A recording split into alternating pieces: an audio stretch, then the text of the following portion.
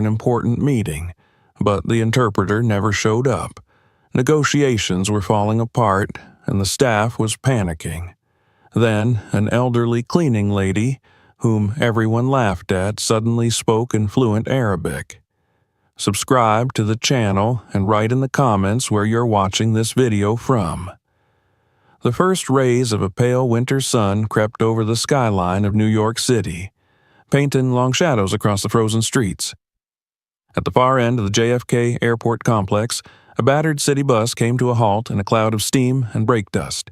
Its doors hissed open, and among the handful of commuters who stepped onto the icy pavement was a small, stooped woman bundled in a coat that had clearly seen many seasons.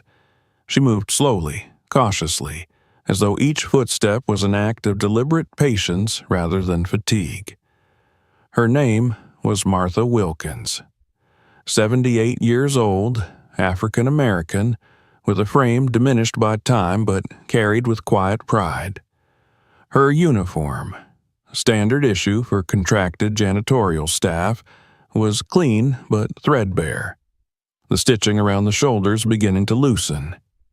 She wore her gray hair tucked beneath a knitted cap, her hands protected by thin gloves that left her fingertips numb despite the effort. Every morning, Martha arrived before most of the terminal staff, not out of necessity or assignment, but because she believed in starting quietly. She preferred to see the space empty before the clamor began, to greet the silence with mop and rag and the dignity of unspoken routine. Inside Terminal 4, the concourse slowly stirred to life. Security staff grumbled over bitter coffee. Airline clerks wheeled carts of promotional materials toward their booths, and supervisors barked into radios, their voices crackling through the intercoms. In the midst of this organized chaos, Martha moved like a whisper, unnoticed by most, acknowledged by none. She entered through the service corridor and made her way to the employee lockers. Her movements were slow but economical. She folded her coat carefully, placed her knit cap in her cubby, and tied her apron with hands that trembled only slightly. A faded plastic badge bearing her name and employee number dangled from a retractable cord. She clipped it to her breast pocket and straightened it once, then again, as though it might finally grant her some recognition among the indifferent gazes she passed each day. Her first task was the glass. The wide, panoramic windows lining the VIP lounge on the mezzanine level had to be cleaned before any guests arrived. No fingerprints, no smudges. She carried a small worn cart with her supplies, a squeegee, a spray bottle of vinegar solution, a stack of lint-free towels. Each item was placed just so, its position memorized through years of repetition. As she knelt to clean the lower panes, a pair of security guards strolled past, not even glancing her way. By 8:30, the lounge would begin to fill with the early trickle of executive travelers. Men in tailored suits speaking into Bluetooth headsets, women with sleek luggage and expressions carved from steel. They would settle into armchairs with their laptops and imported bottled water, barely glancing up when she entered the room to empty a trash can or realign a misplaced chair. It was always the same. They didn't see her. The younger staff, event coordinators, floor attendants, catering supervisors were polite in the most impersonal way. Some greeted her with mechanical nods. Others issued curt commands with forced smiles. Most ignored her entirely. One girl, barely out of college and eager to impress, had once said with exasperation, "She's always hovering like a ghost. Can't she mop somewhere else?" The comment had stung, but Martha had kept her head down and continued working. Her supervisor, Carl Henderson, was a different matter entirely. In his mid-40s, tall, broad-shouldered, with a combed-back wave of graying blonde hair and a Rolex that he liked to adjust in meetings, Carl fancied himself a manager of excellence. He liked systems, control, and credit. Martha was none of those things to him. She was background, a moving fixture in the scenery he curated for guests who actually mattered. When he spoke to her, it was with clipped words and narrowed eyes. "Stay out of sight when the VIPs arrive," he had reminded her just last week. They didn't pay to see cleaning staff. And so she complied. She always did. Not because she feared him or lacked pride, but because it was easier. She had learned long ago that peace came not from confrontation, but from patience. Her presence, though minimized, was necessary. The chairs were always straightened, the cups always replaced. The scent in the restrooms never unpleasant. She did not require praise to continue doing what was right. By 10, Martha was replenishing the water cooler near the executive lounge. She moved silently, tucking a loose strand of hair behind her ear. A trio of assistants scurried past, speaking in low voices about a shipment delay. As she worked, her eyes scanned the headlines of a discarded newspaper lying on a side table. It was in Arabic. She paused briefly. The headline was poorly translated, an error in idiom that would have amused her husband. With a faint smile, she tore off a piece of receipt paper from her cart and scribbled the corrected version in neat, elegant script. Then she slipped it between the pages and folded the paper closed. Few knew that Martha could read Arabic. Fewer still knew she once spoke it fluently. That she once stood beside ambassadors in Cairo and Riyadh, serving tea with perfect pronunciation, listening to the cadences of diplomacy unfold like music. But that was long ago, before she walked away, before the stroke took her husband's speech, and later his life. Now, the only remnants of that world were kept in a dusty box beneath her bed. Photographs of embassies and banquets, letters from officials written in 3 languages, a pair of golden cufflinks she couldn't bear to part with, and her own silence. At lunch, Martha sat in the break room alone, as usual. She unwrapped a simple meal, a boiled egg, a piece of cornbread, and an apple. Her co-workers laughed loudly on the other side of the room, discussing weekend plans and online dating. Nobody sat near her. She didn't mind. There was comfort in solitude.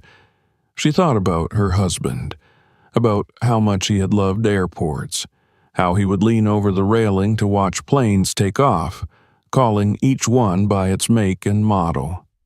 They used to travel frequently. Europe, the Middle East, North Africa. Back when she wore navy blue uniforms and low heels, her hair pinned tight beneath a stewardess's cap. Those days were a different life. Now, she found peace in polishing chrome railings and wiping away invisible fingerprints. There was a rhythm to it, a simplicity. She didn't need to be remembered. She only needed the quiet satisfaction of a clean surface and a job done right. Near the end of her shift, a new hire approached her, a young white man with nervous eyes and a clipboard. He didn't know her name.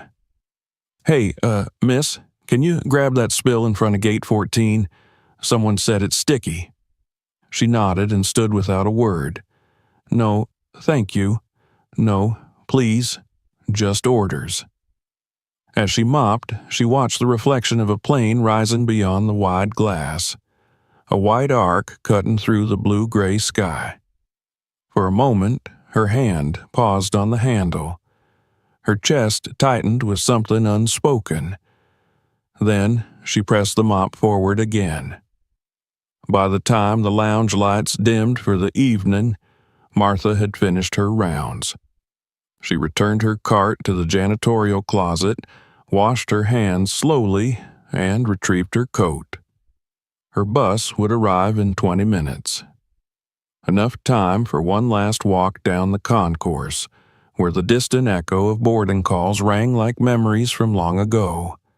She passed the same security guard who never looked up from his phone, the same assistant manager who gave her a perfunctory nod, the same posters advertising luxury travel, spa services, and first-class champagne. No one stopped her. No one thanked her. No one knew that the woman quietly locking the supply closet had once been entrusted with secrets of state and conversations that shifted the course of trade between nations. No one noticed the invisible figure. Not yet.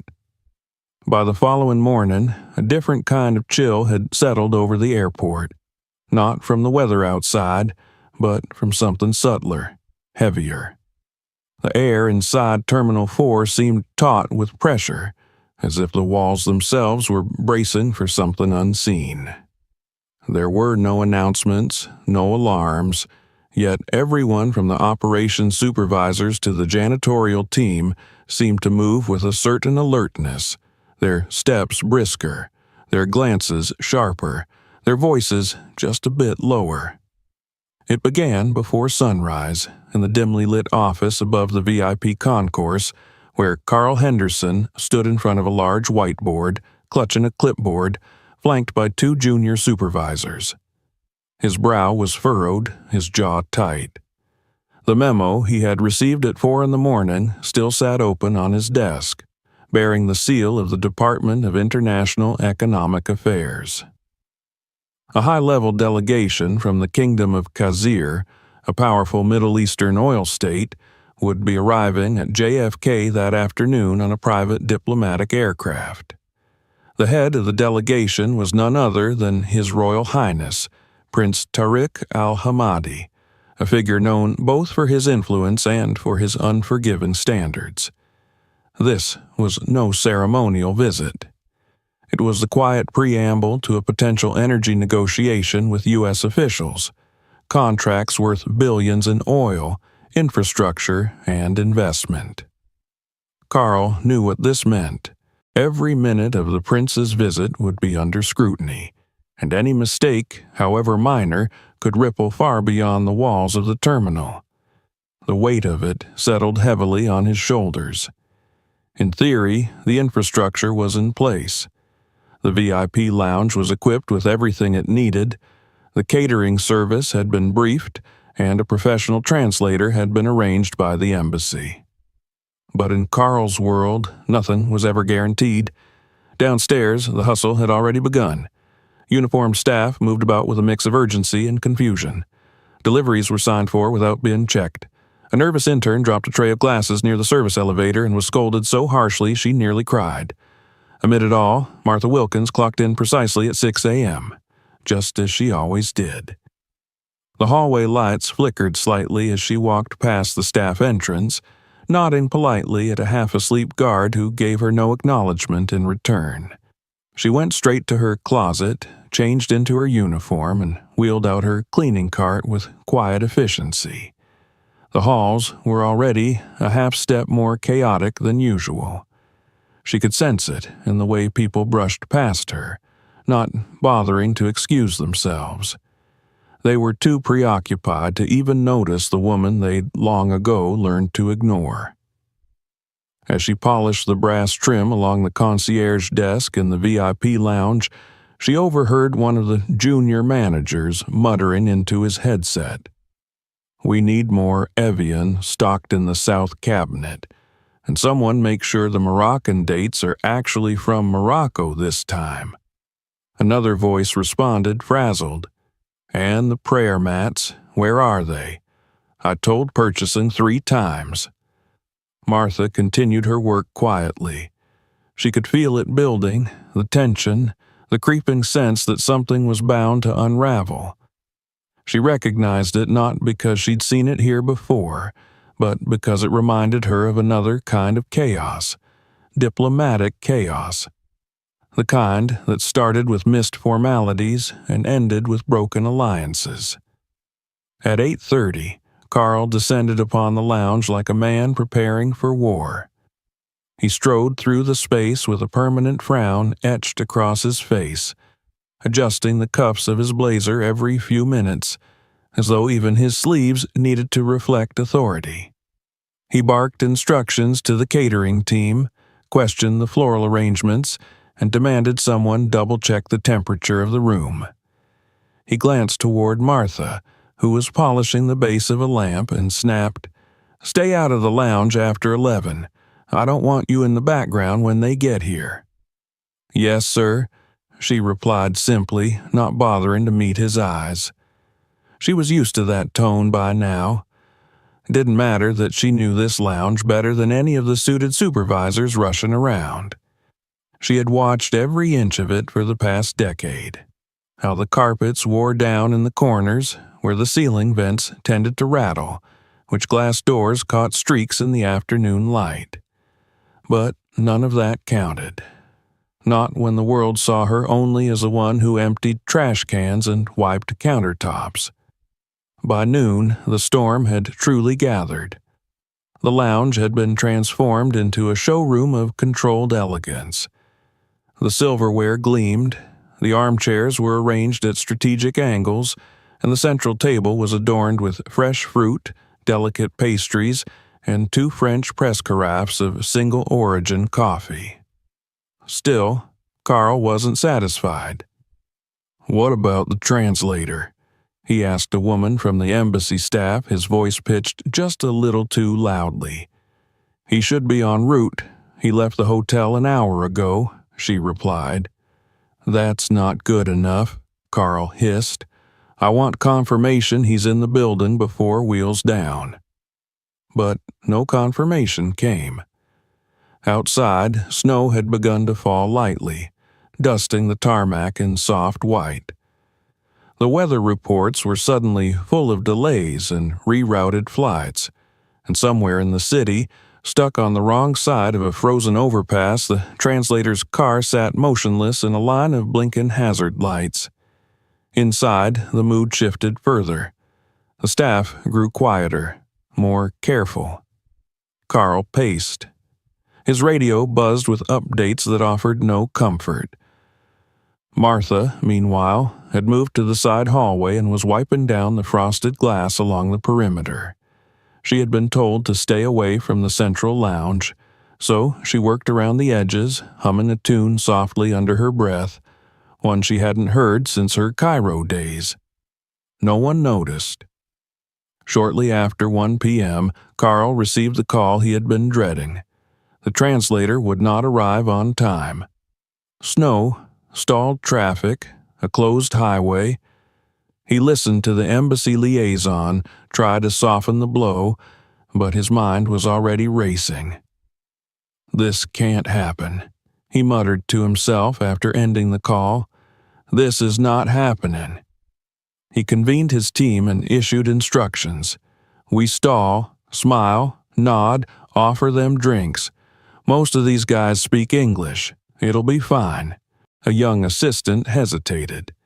"But what if they insist on speaking Arabic?" "Then smile harder," Carl snapped. "We're not amateurs. We make them feel welcome." It was bravado, but nothing more. Martha, nearby, overheard the entire exchange. She paused with her cloth halfway across the glass and felt a strange sensation bloom in her chest. Recognition. Not of the people, or the language being spoken, but of the stakes. She knew what it meant to fail diplomatically, knew how small missteps could become monumental. She could already see it. This wasn't just a storm. It was the beginning of a rupture. As the hour crept toward 2 p.m., final preparations accelerated. The staff rehearsed greetings. Everyone was in uniform, name tags aligned, postures straightened. The aroma of imported tea and cardamom pastries began to drift from the kitchen. The lounge sparkled under soft lighting, waiting like a stage set for a play no one had rehearsed fully. And through it all, Martha cleaned, quietly, deliberately. But her mind was not on the smudges or the fingerprints now. It was on the language she hadn't spoken aloud in years, on the delicate pronunciations of welcome, on the subtle bow of respect, on the small cultural cues that signaled dignity. Her lips moved silently as she replayed phrases in her head. Her hands moved out of habit, but her mind was somewhere else entirely. Carl, for his part, avoided eye contact with her now. Not because he suspected anything, but because in his fraying world, Martha had become yet another moving piece he couldn't control. Just another detail he didn't have time to notice. At exactly 2:17 p.m., a call came through the intercom. The delegation has entered airport perimeter. Estimated arrival at lounge in 6 minutes. The air turned electric. Martha stepped back into the shadows as instructed. She folded her cloth neatly and tucked it into the side pocket of her apron. Her fingers tightened around the handle of her cart, but her thoughts were far from cleaning. Outside, the sound of idling engines grew louder. Then doors opened, footsteps echoed, and the security detail stepped into view. The storm had arrived. The moment the gilded glass doors of the VIP lounge slid open and the delegation stepped inside. A hush fell across the room so complete it might have belonged to a cathedral. Every conversation halted mid-sentence, every motion slowed as though the air itself had thickened. Prince Tariq al-Hamadi, heir to one of the most influential oil dynasties in the world, entered with an elegant confidence that commanded attention without demanding it. Flanked by 2 advisors in tailored gray suits and a security detail dressed in crisp black, he walked with measured calm toward the central seating area. Carl Henderson, who had positioned himself precisely 6 feet from the entryway to make the optimal first impression, stepped forward with a practiced smile stretched tightly across his face. "Your Highness, welcome to New York. It is our honor to receive you," he said in English, bowing slightly and gesturing toward the seating area, adorned with imported fruit, French pastries, and polished silver. The prince did not speak. He barely nodded, glancing at the arrangements without expression before settling into one of the low armchairs. His advisors followed suit, exchanging brief murmurs in Arabic as they adjusted their posture. The security men took up their positions discreetly behind him, eyes sweeping the room in silence. Carl waited a beat longer, then added, "We've arranged refreshments to your specifications and have ensured the environment meets your hospitality standards." Still no answer. The advisors continued speaking among themselves, their tones too low for Carl to discern but clearly inquisitive. One of them gestured towards the central table, tapping a silver serving spoon with 2 fingers. The prince looked toward his assistant and spoke softly, but his voice carried. It was clear he had asked a question. Carl leaned in, attempting to catch the gist, but the words fell foreign on his ears. One of the advisors looked up expectantly. Carl straightened, cleared his throat, and tried again. "Yes, everything you requested is here. We hope your trip was smooth." The advisor tilted his head as though waiting for something more. Then he asked, very deliberately, "Where is the translator?" Carl hesitated for a fraction of a second too long. "Delayed," he said quickly. "He was caught in traffic, but it's no problem. We're happy to accommodate in English. Or, French, if that's preferable." The advisor turned to Prince Tariq and relayed the message. The prince said nothing. His dark eyes lingered on Carl for a moment, then shifted away. A faint tension crept into the room. It was subtle at first, no more than a silence held a second too long, but it deepened when the second advisor, an older man with a trimmed beard and narrow eyes, began to speak in Arabic with a sharper tone. Carl recognized the cadence of concern, though not the words. The advisor's voice dropped at the end of his sentence, but his brow remained furrowed. He motioned to one of the servers, pointing at a coffee pot, and said something curtly. The server froze. Carl moved quickly toward the table, seized the pot himself, and poured the coffee, smiling too hard, his hands slightly trembling. "Black? No sugar?" he asked. The advisor raised an eyebrow, not understanding. Then came the first real shift. The older advisor leaned toward the prince and said something clipped, pointed. The prince did not respond, but his fingers tapped once sharply on the glass tabletop. Everyone in the room knew what that meant. Carl's voice cracked slightly as he attempted damage control. "We sincerely apologize for the delay in translation. We're working to resolve." Before he could finish, the second advisor leaned back and said something else, louder now, his voice low and disdainful. It was a direct critique of the service, of the organization, perhaps even of Carl himself. The words fell like small stones in a well. No one moved. Carl's smile collapsed. "I understand there's a concern," he said, trying to maintain composure. "Please be assured that," more Arabic, this time sharper, unmistakably dismissive. The prince remained calm, but his body language shifted, just enough for the room to feel it. His eyes moved from Carl to the table, to the servers, then finally towards the glass wall where Martha Wilkins stood quietly with her cleaning cart, observing. In the corner, a staff member fumbled with his tablet, trying to pull up an app that might help translate. Another began to text someone off-site. The entire room began to unravel in slow motion. Carl took a breath and spoke into his earpiece, voice low but increasingly panicked. "Has anyone located the translator yet?" "No update," came the reply, "still stuck on the BQE." The prince rose slightly, his eyes scanning the room. Then he said something calmly in Arabic, 3 short words. The older advisor translated for Carl in English. "This is unacceptable."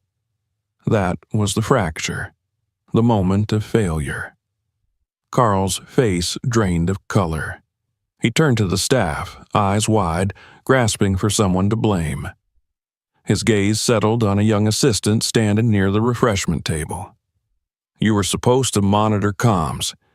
You said he was on the way," Carl snapped. I only relayed what I was told," the assistant began. Carl didn't wait. He turned to the catering manager. "Why weren't you informed? Why wasn't this escalated sooner?" But no one responded. The staff stood still, all eyes now shifting toward Carl and then, almost in unison, toward Martha, who had begun quietly retreating with her cart toward the hallway. "Hey," Carl said, pointing at her, "didn't you just come from the back hallway? Did you see the translator out there?" Martha stopped. "No," she said calmly, her voice quiet. Carl gestured dismissively. "Then keep moving. This is not your area." The second advisor spoke again, this time directly to Carl. It was a warning, even if Carl didn't understand the words. The prince had not touched his drink, nor the food. His presence in the room now felt less like a guest and more like a judgment. And then came the sharpest moment of all. The prince spoke again. Short, cold, the advisor turned and translated, "We will depart shortly. Please inform your government representative that this meeting has failed." Carl tried to protest, his hands raised in supplication.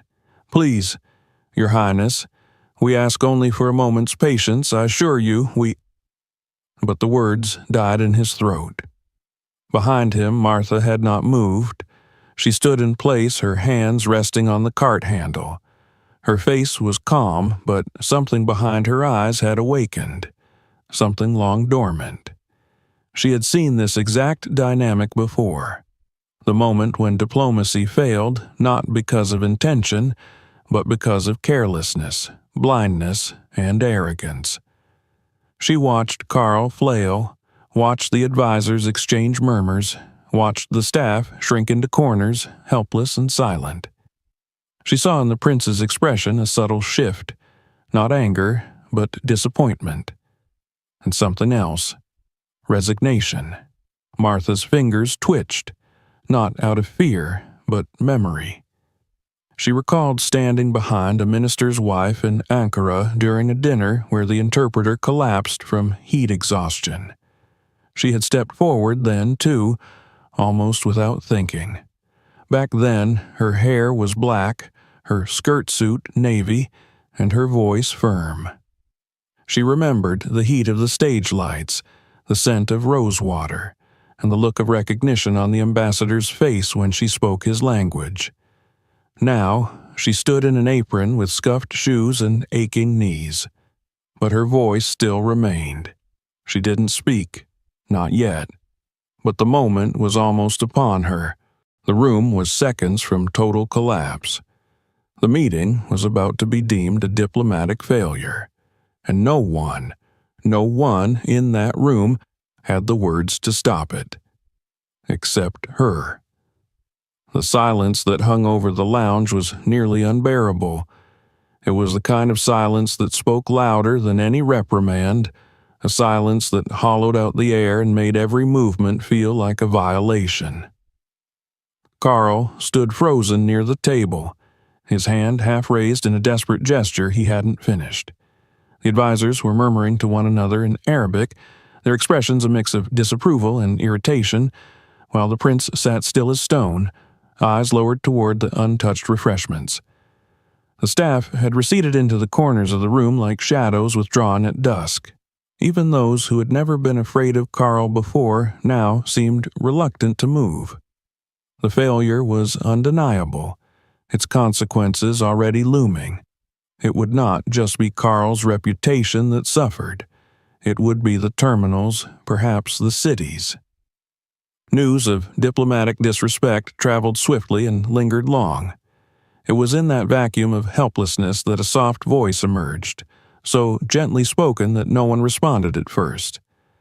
"Excuse me," the voice said again, firmer this time, yet still respectful, still composed. Carl turned sharply. The advisors paused mid-sentence.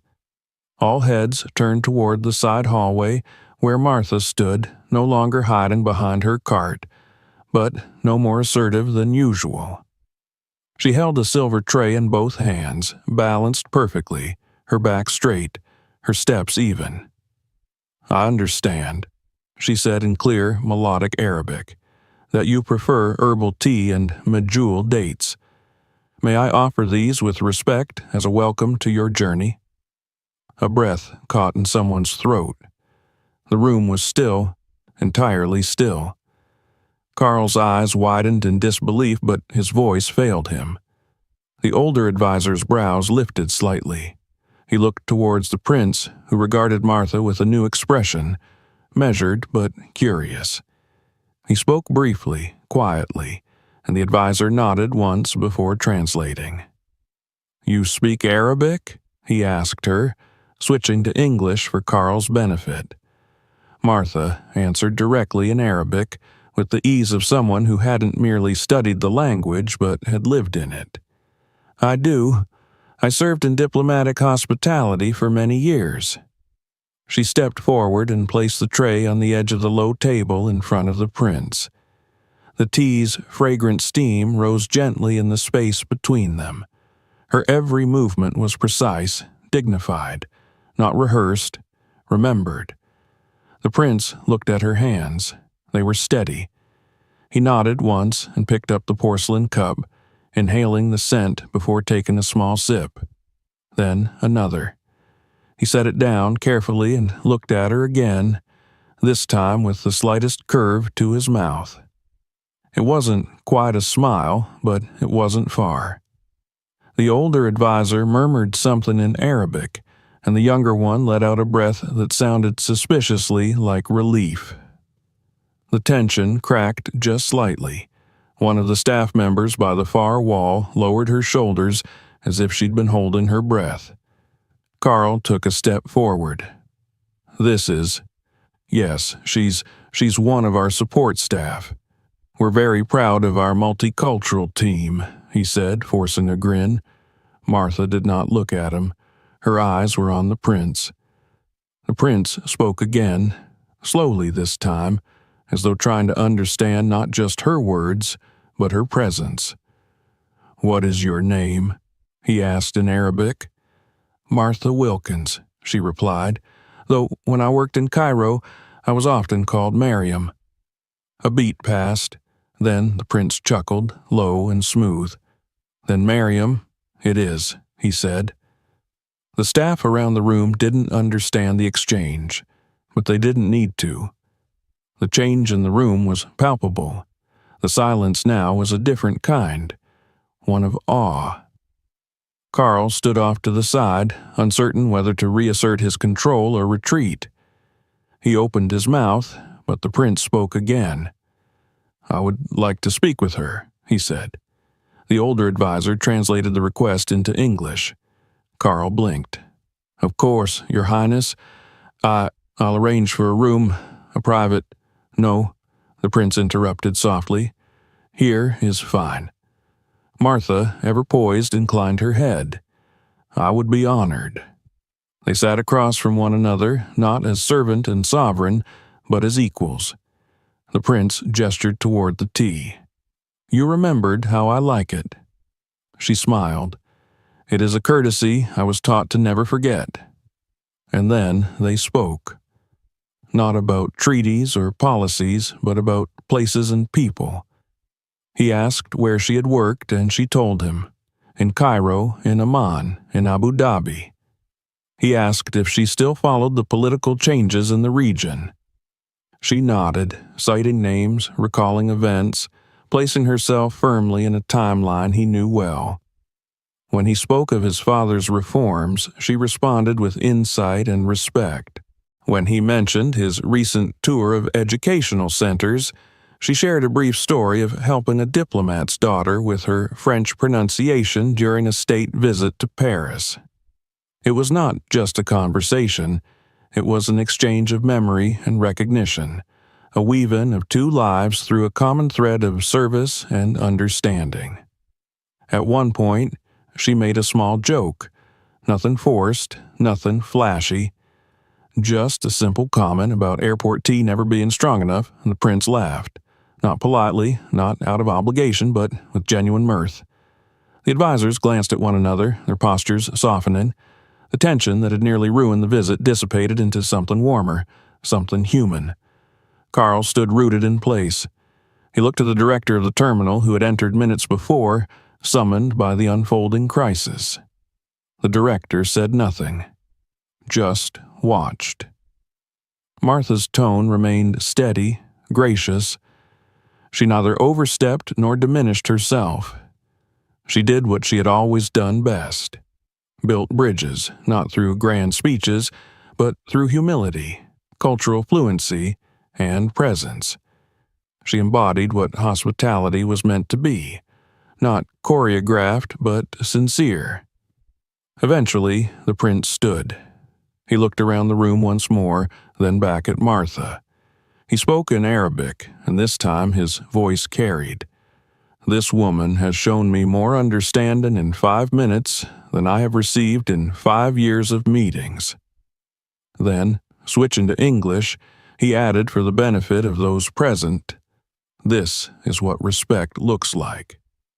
He turned to the older advisor and spoke a final instruction. The man nodded and stepped forward, removing a slim envelope from his coat. He handed it to Martha with both hands.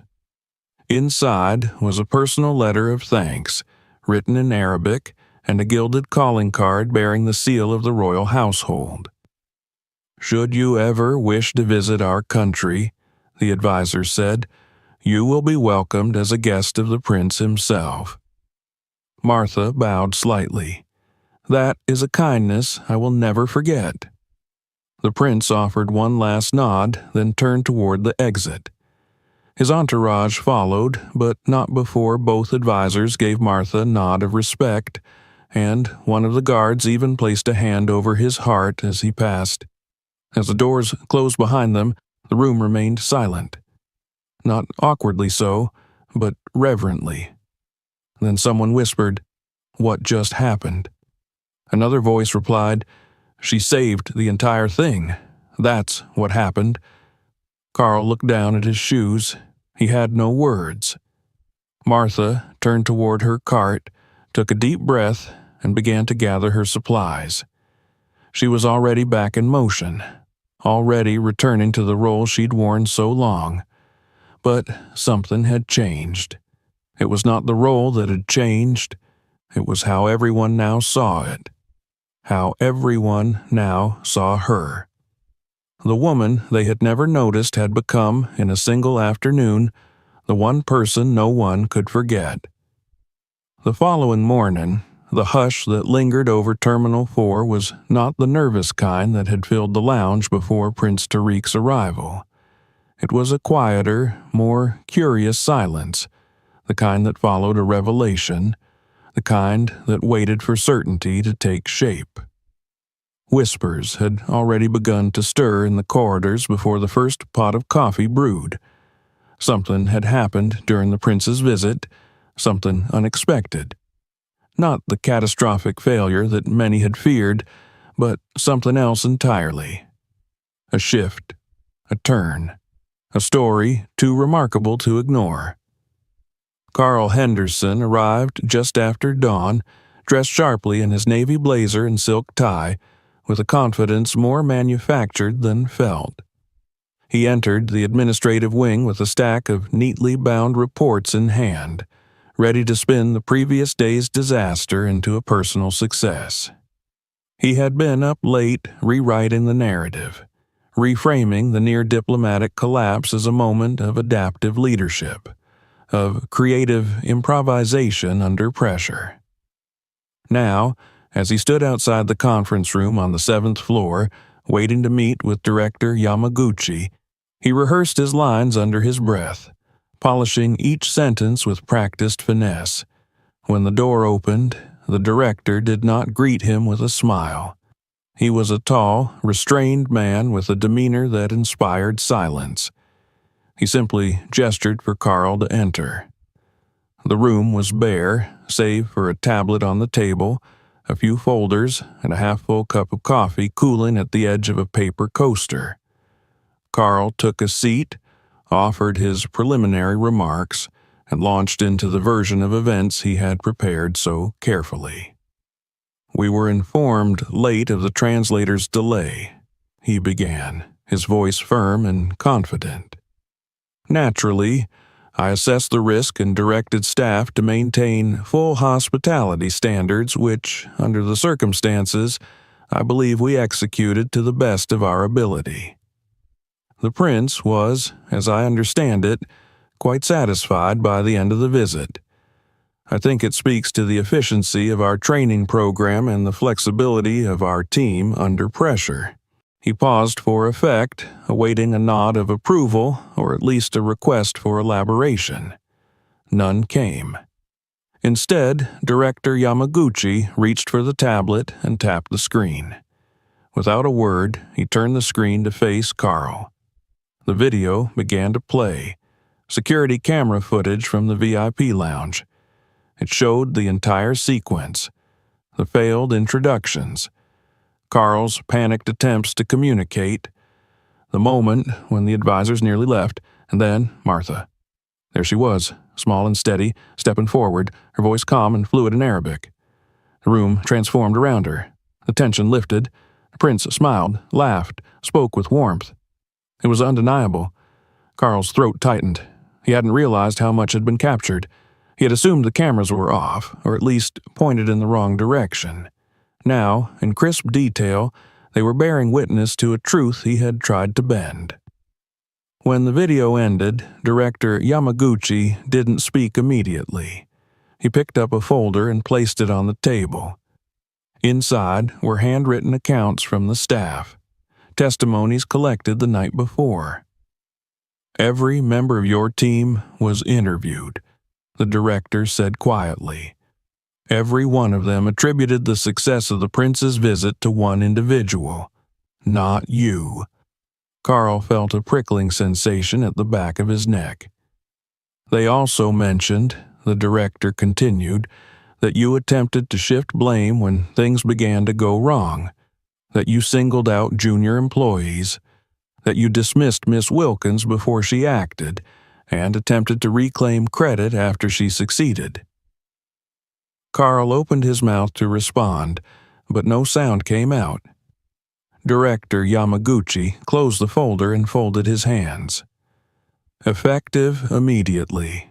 You're being reassigned. You will no longer serve as supervisor for the VIP lounge. The words fell with absolute finality.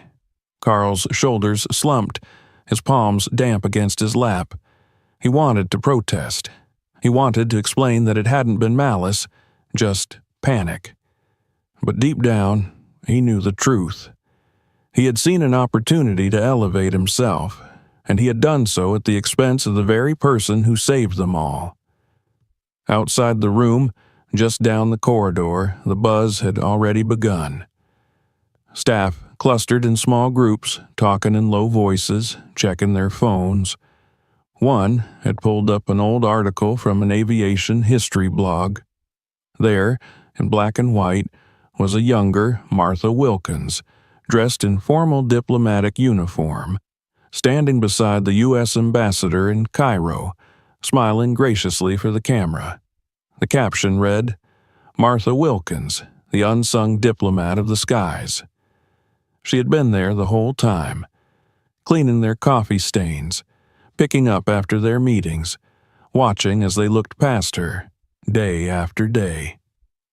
The realization swept through the staff like a tide. The woman they had called Miss Janitor behind her back, whom they'd sent to mop up after minor spills without so much as a thank you, had once stood at the center of rooms where the fate of international cooperation was being decided. And when the moment came, when they had faltered and flailed, she had not hesitated to do what none of them could.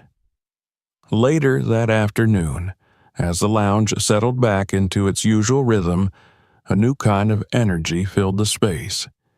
Conversations paused as Martha entered the room. She wore the same uniform, pushed the same cart, moved with the same unassuming grace. But something was different now. A young assistant, one who had barely acknowledged her the day before, stepped forward and said, "Good afternoon, Miss Wilkins." His voice carried a tremor of respect. Martha gave a small smile. "Afternoon." Others followed suit, offering quiet greetings, holding open doors, clearing space as she passed. It wasn't grand or overblown. It was human. Real. By the time Director Yamaguchi stepped into the lounge with several team leads in tow, the atmosphere had changed entirely. He cleared his throat and called for attention. "In light of recent events," he began, "the administration has reviewed protocols and responses during the prince's visit. We have concluded that one individual demonstrated the highest level of cultural intelligence, diplomacy, and grace under pressure. That individual is Miss Martha Wilkins." Heads turned. Martha paused, hands resting lightly on her cart. "Effective today," the director continued, "Miss Wilkins is being appointed Cultural Hospitality Advisor to Terminal 4. She will lead workshops in cross-cultural etiquette and serve as a consultant for international delegation planning. Her knowledge and experience are not only invaluable, they are exemplary." There was a soft wave of applause. It wasn't thunderous, but it was warm, sincere. Martha looked down at her hands, then back at the people around her. For a moment, she was speechless. "I'm honored," she said finally, "but I'm still going to mop the floors." A ripple of laughter moved through the crowd, but no one mistook her words for modesty. They were a quiet assertion of identity, of continuity. She wasn't rejecting the recognition, only reminding them that dignity didn't require elevation. She had always held it. They just hadn't seen it before. As the group began to disperse, one of the younger staff members approached her. "Miss Wilkins, if it's all right, could I ask you something?" Martha turned. "Of course. Why cleaning? After everything you did, why this job?" Martha considered the question. She looked out toward the window, where the afternoon sun cast long golden beams across the tarmac. "I did the big things already," she said softly. "I traveled the world. I met presidents, shook hands with royalty. But after my husband passed, I just wanted a place that felt simple, familiar." She paused.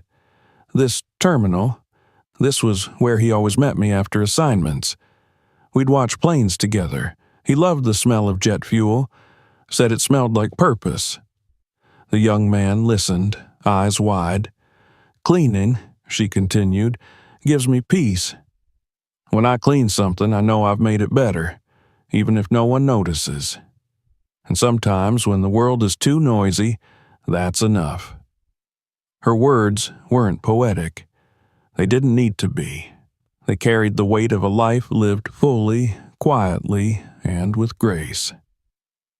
That evening, as the last light faded beyond the skyline, Martha stayed late to finish polishing the silver in the lounge. Not because anyone asked her to, because she wanted to, because she took pride in leaving the place ready for tomorrow. As she wheeled her cart back to the storage room, she passed by a staff bulletin board newly adorned with a framed printout of her old photo, the one from Cairo, and beneath it a quote she had not written, but which someone had attributed to her. "True hospitality is not what you wear or what you serve. It is what you remember about others and what you make them remember about themselves." And that night, for the first time in years, Martha Wilkins left the terminal not as the woman everyone overlooked, but as the one they all now followed. A few days later, the air in Terminal 4 held a different quality. Not quite celebratory, not quite ordinary, but touched with something unmistakably new. The steady rhythm of the airport had resumed its tempo. Flights arrived and departed. Announcements chimed across the speaker system. Rolling luggage echoed along the polished floors. But beneath it all, there was an undercurrent of attention that now followed Martha Wilkins wherever she went. It wasn't loud, it wasn't dramatic, but it was real, and it was constant. That morning, as the sky over Queens blushed faintly with winter light, Martha arrived for her shift at the usual time. She stepped off the bus, her steps measured and familiar, her hands tucked into the pockets of her coat. She still preferred to arrive early. The terminal, in its quieter state, still felt like home, a sacred moment before the crowds and engines swallowed the calm. Yet, even in the stillness, she sensed that something awaited her. When she stepped through the service entrance, she saw them. A small group of colleagues gathered just outside the break room, standing not with their usual distracted posture, but in a line, expectant. A young supervisor, barely 30, stepped forward with a garment bag and a small box in hand. "Good morning, Miss Wilkins," he said with a hesitant smile. She paused. "Good morning. We have something for you." From the bag he produced a new uniform. Still modest, still practical, but tailored and pressed to perfection. The insignia on the chest bore her name, stitched in fine gold thread, and beneath it a new title: Cultural Hospitality Advisor. The box contained a polished name badge with the same words engraved. Martha blinked. "Is this?" "It's from the head office," the supervisor replied.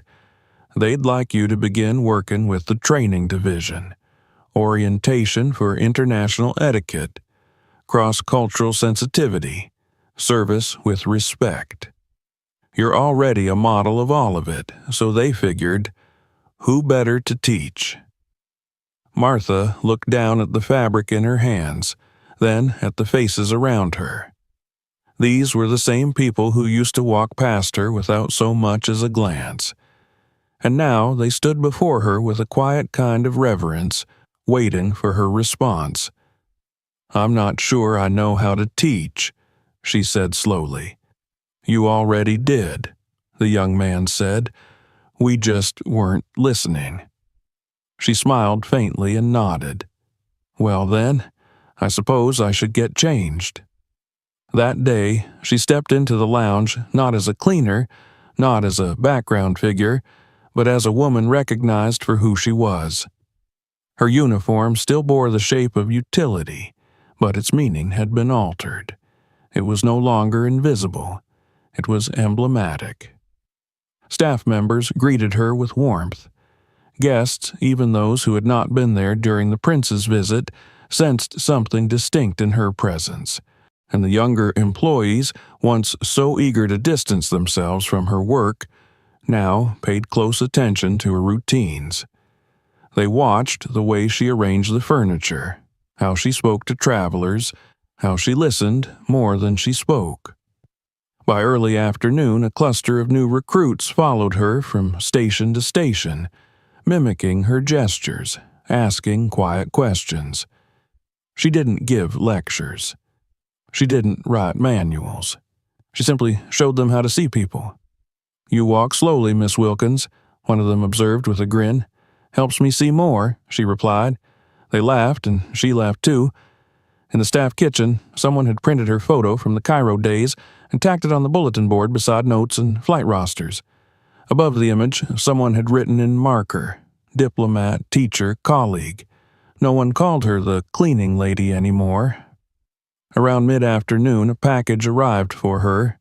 It was addressed in elegant handwriting and sealed with the royal crest of the Kingdom of Khazir. Inside was a note on fine parchment. "Dear Miss Wilkins, it was an honor to meet you. Your presence reminded me that dignity transcends ceremony, and that true diplomacy often comes from unexpected places. Should you ever wish to visit our country, know that our gates are open to you as a friend. In gratitude, Tariq bin Salman al-Hamadi." Below the signature was a line handwritten in Arabic. "Hospitality lives not in palaces, but in people." Martha folded the note carefully and placed it in her purse. She did not show it to anyone. Some things didn't need to be shared to be cherished. That evening, the sun dipped low beyond the runways, casting long shadows across the tarmac. The terminal glowed with golden light, and from the window of the VIP lounge, Martha could see the silhouette of a large aircraft lifting into the sky, its engines rumbling like a promise. She stood alone for a moment, watching the flight disappear beyond the horizon. Then she returned to her duties. There were cups to collect, chairs to align, details to tend to. She still moved slowly, still carried a cloth in her hand, still preferred silence over fanfare. But something had shifted, not in her, but around her. The staff no longer passed by without a glance. They stopped to greet her, to ask her opinion, to walk beside her. The supervisors no longer whispered commands, they asked. And the newest employees, those who had arrived just that week, had already heard stories. They looked at her the way one might look at a monument not for its size, but for its meaning. Later that week, she was invited to speak at a staff-wide seminar, an informal gathering meant to promote excellence in service. She was hesitant at first. Public speaking had never been her strength, but she accepted. She stood before a room of 50 employees, some older than her, most much younger, all watching her in complete silence. She didn't use slides or bullet points. She didn't rehearse. "I won't tell you how to serve tea properly," she began. "You can learn that from a book." A few chuckled softly. "What I will tell you is this. People remember how you made them feel, long after they forget your name, your uniform, your title. They remember if you saw them, if you treated them as people first. She paused. It's not about rank. It's not about language. It's about attention. That's all. When she stepped down, no one clapped immediately. The room was too quiet, too thoughtful. Then, one by one, they began to rise. Later that night, long after the seminar had ended and the terminal had quieted again, Martha lingered in the lounge. The floor was clean. The chairs were aligned. The scent of jasmine tea still clung faintly to the air. On the television monitor mounted in the corner, a muted documentary played for the few remaining travelers still waiting for delayed flights. The subtitles read, "True hospitality isn't about protocol. It's about presence." She smiled at that. As she turned off the lights and walked down the hallway, her steps echoed softly behind her. At the far end, near the staff elevator, someone had placed a plaque on the wall. It was small and simple, no larger than a sheet of paper. It read, "In honor of Martha Wilkins, who reminded us what it means to see with grace and serve it with heart." She paused before it for a moment, then turned away, her silhouette cast long across the polished tile as she moved. Outside, a new plane lifted into the darkening sky, its lights blinking steadily as it disappeared into the clouds. And inside the terminal, the voice that once went unheard now lingered in every hallway, not as an echo, but as a lesson, quiet, steadfast, and enduring. If this story moved you, don't forget to subscribe and hit the bell so you never miss what's coming next. Watch our other stories for more powerful moments like this, and share